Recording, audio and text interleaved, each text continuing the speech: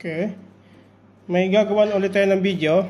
May nag-request kasi sa akin, si Sir. Ang request niya kasi, ang nagtanong sa akin, paano daw i-connect ang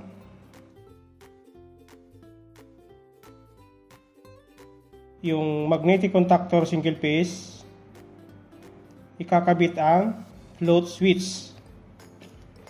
Sakto meron akong float switch dito. Ito. Paano daw i-connect to dito sa single phase na contactor? Yun ang request niya. I-connect ko daw to dito sa single phase contactor ang float switch with motor. Yun ang request niya. Kasi sa mga ganito, yung sa 3-phase contactor, meron siyang normally open, normally close. Meron siyang sa auxiliary. Ito, single phase. Ito yung mini-mention niya. Paano daw i-connect ang float switch sa single phase contactor with motor. Ngayon, i-connect natin to. Ito yung request mo, sir. I-connect natin. Ito yung mini-mention mo, single phase contactor with float switch at saka motor. Ito yung kunwari yung motor natin. Ito. Tabi mo natin to. Para makita. Yan. Ito yung kakabit natin. Ito yung request ni sir. Ngayon, idadaan natin sa MCB yung isang line. Idadaan natin sa MCB.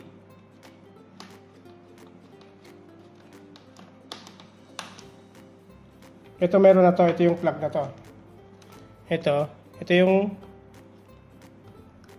yung galing sa main mo. Ito na siya. Isasaksak lang natin para makita mo. Okay. Sasak natin sa MCB.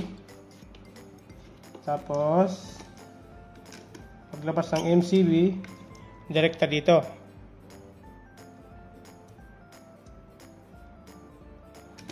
Direkta sa contactor.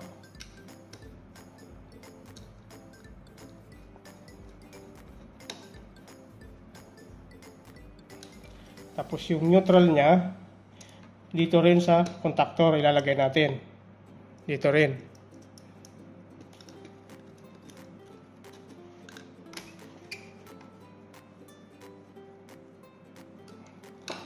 Ito siya, sir. Ito na siya. Line tapos neutral. Wala na kasi ibang kulay kaya ito yung neutral natin, yung puti. Yung pula, ito yung line, ito yung neutral. Ito yung mini-mention mo na sinasabi mo na single phase contactor. Paano daw i-connect ang float switch? Okay. Ngayon, yung isang line, lalagyan natin ito. Yung isang line, ilalagay natin sa yung isang wire, ilalagay natin sa holding coil. Tapos, itatap natin dito sa pula, sa line din.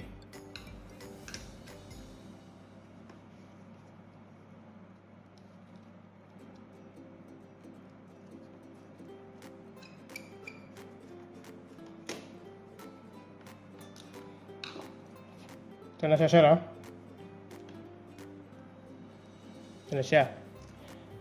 Galing ng MCB, pumunta ng contactor, tapos tumagos siya ng holding coil ng single phase contactor. Tapos, ito na yung float switch natin. Ito na siya. Kailangan natin ng connector. Lagay natin dito.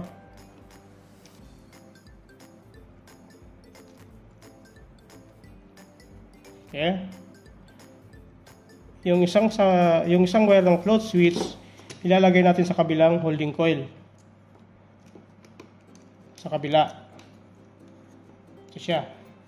Ito na siya. Yung isang wire ng float switch, ilalagay natin sa kabilang holding coil. Tapos yung isa naman, ilalagay natin sa neutral. Dito natin ilalagay sa neutral sa puti.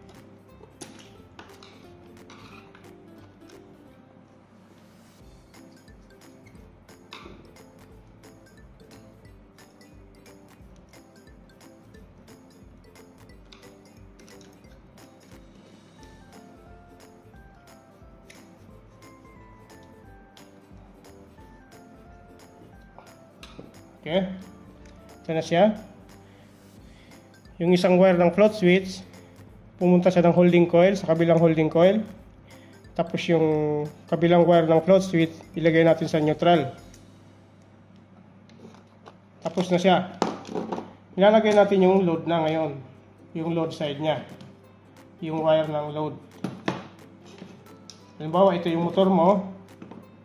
Ito yung motor mo, ikakabit natin.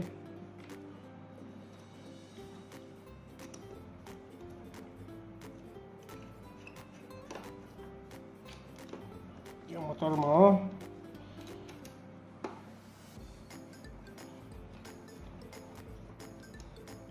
Ito na.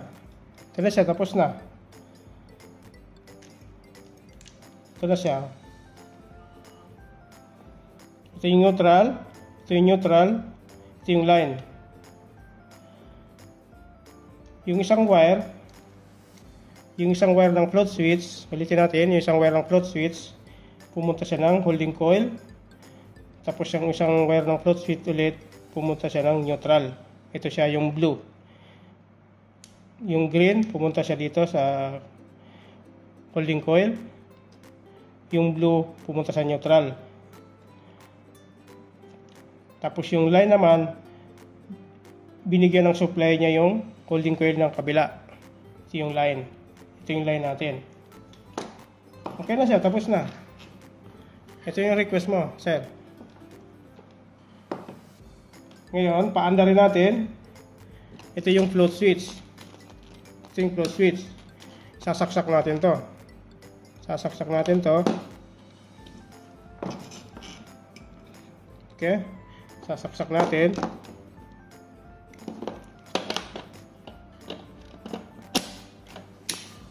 Ayan siya.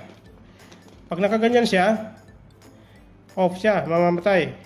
Automatic siya. Pagka ibaba ito, pagka binaliktad ko to, mag-ano siya. Magko-close yung switch niya. Yan, oh. Baba ko.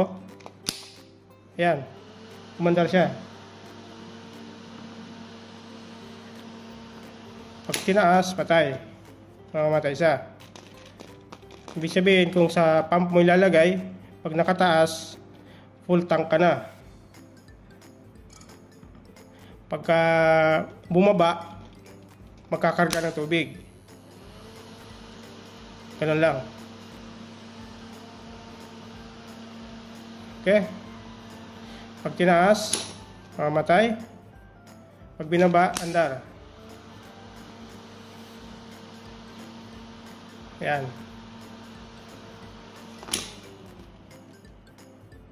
On off lang. Pag nakataas, kung sa tangke siya, kung nakataas, full tank. Pag bumaba, magkakarga. Okay, sir?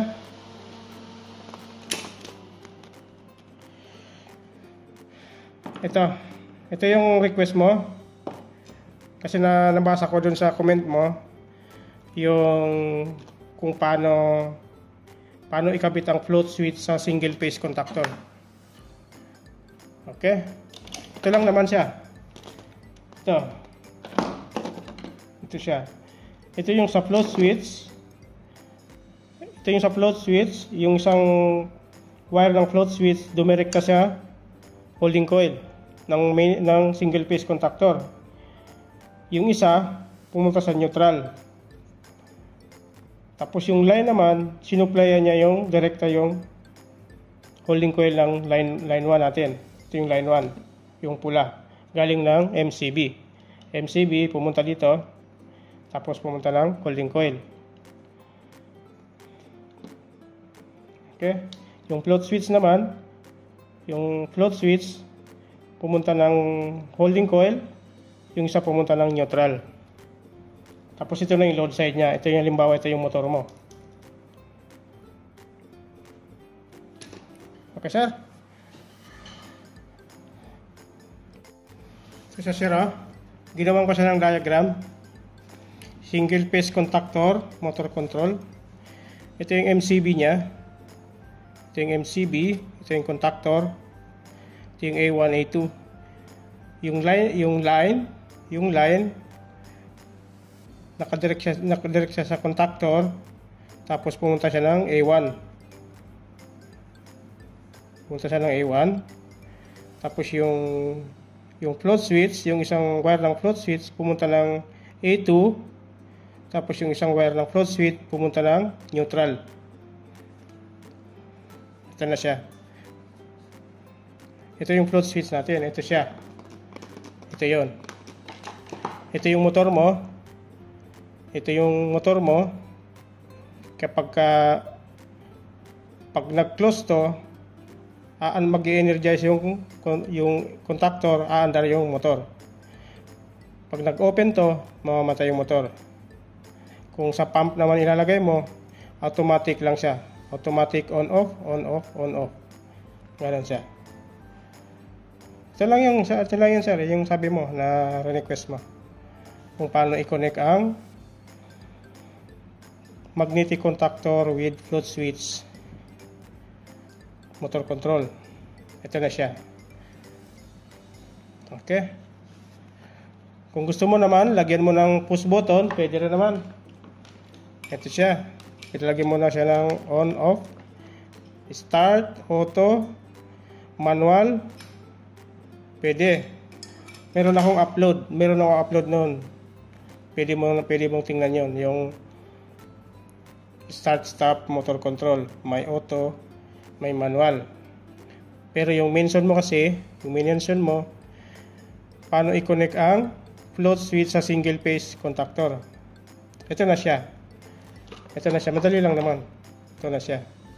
Ito yung single phase contactor natin. Okay, sir. Thank you. Ito yung diagram niya. Ito yung contactor. A1, A2, float switch, pumunta ng A2, yung kabila pumunta ng neutral. Para pag nag-close to, mag-i-energize yung contactor natin. Okay, thank you sir.